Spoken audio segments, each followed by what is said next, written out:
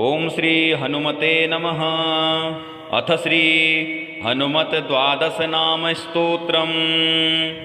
ओम हनुमान अंजनी सूनुर वायुपुत्रो महाबलः रामेष्ठ फाल्गुन सखः पिंगाक्षो अतिविक्रमः उदधीक्रमणश्चैव सीताशोकविनाशनः लक्ष्मण प्राणदाता च दशग्रीवस्य दर्पः द्वादशैतानि नामानि कपीन्द्रस्य च महात्मनः स्वापकाले प्रबोधे च यात्राकाले च ये पठेत् तस्य सर्वभयं नास्ते रणे च विजयी भवेत्। ओम हनुमान अंजनी सूनुर वायुपुत्रो महाबलः रामेष्ठ फाल्गुन सखः पिंगाक्षो अतिविक्रमः उदधीक्रमणश्चैव सीताशोकविनाशनः लक्ष्मण प्राणदाता च दशग्रीवस्य दर्पः द्वादशैतानि नामानि कपीन्द्रस्य च महात्मनः स्वापकाले प्रबोधे च यात्राकाले च ये पठेत् तस्य सर्वभयं नास्ते रणे च विजयी भवेत्।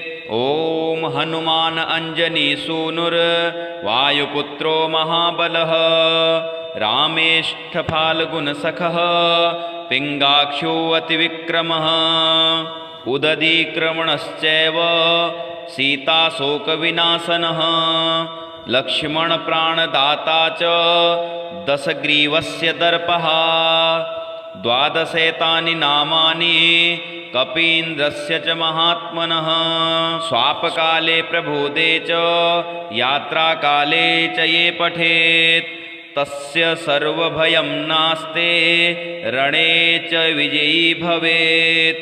ओम हनुमान अंजनी सूनुर वायुपुत्रो महाबलः रामेष्ठ फाल्गुन सखः पिंगाक्षो अतिविक्रमः उदधीक्रमणश्चैव सीताशोकविनाशनः लक्ष्मण प्राणदाता च दशग्रीवस्य दर्पः द्वादशैतानि नामानि कपीन्द्रस्य च महात्मनः स्वापकाले प्रबोधे च यात्राकाले च ये पठेत् तस्य सर्वभयं नास्ते रणे च विजयी भवेत्।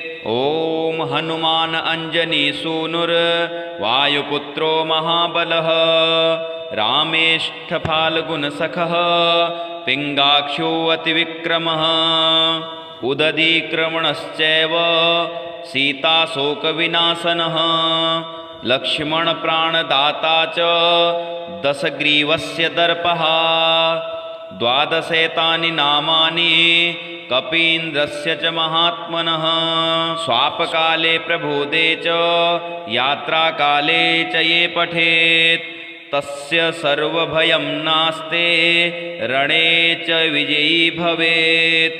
ओम हनुमान अंजनी सूनुर वायुपुत्रो महाबलः रामेष्ठ फाल्गुन सखः पिंगाक्षो अतिविक्रमः उदधीक्रमणश्चैव सीताशोकविनाशनः लक्ष्मण प्राणदाता च दशग्रीवस्य दर्पः द्वादशैतानि नामानि कपीन्द्रस्य च महात्मनः स्वापकाले प्रबोधे च यात्राकाले च ये पठेत् तस्य सर्वभयं नास्ते रणे च विजयी भवेत्।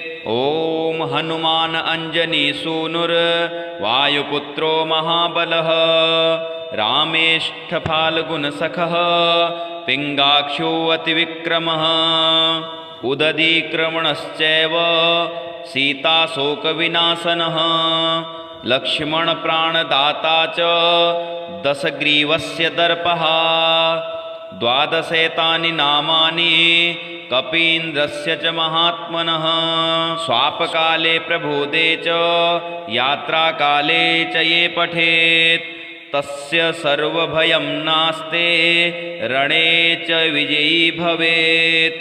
ॐ हं हनुमते नमः।